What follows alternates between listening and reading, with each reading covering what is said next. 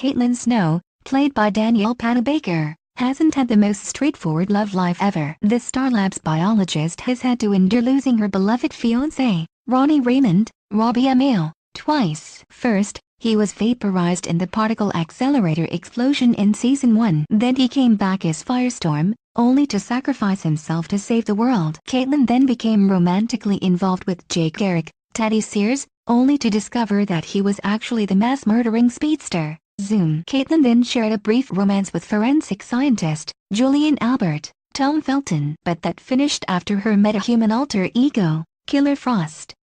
It sounds like Drive. Snow will focusing on herself in Season 5 and won't be looking for love. There had been rumors that there could be a romantic spark between Caitlin and Ralph Digby, Hartley Sawyer. Yet they were put to bed during a roundtable discussion at San Diego Comic-Con. People always thought it was going to be a romance because every year Caitlin dates the new white guy on the show, Sawyer told Digital Spy. The idea of putting Caitlin and Ralph together was floated in the writer's room, but everybody concluded that it was a bad idea. According to Sawyer, Panabaker herself was very much against the idea and put the kibosh on it quicker than anybody. Season 4 saw Caitlin come to terms with her Killer Frost alter ego and even developed a positive relationship with her Frosty persona. Her story arc has seen her becoming more and more independent, which Panabaker is a huge fan of. "I think it's nice for Caitlin not to be defined by a man for the first time," she said. "And her relationships aren't contingent on the possibility of a romance or lack thereof." She added,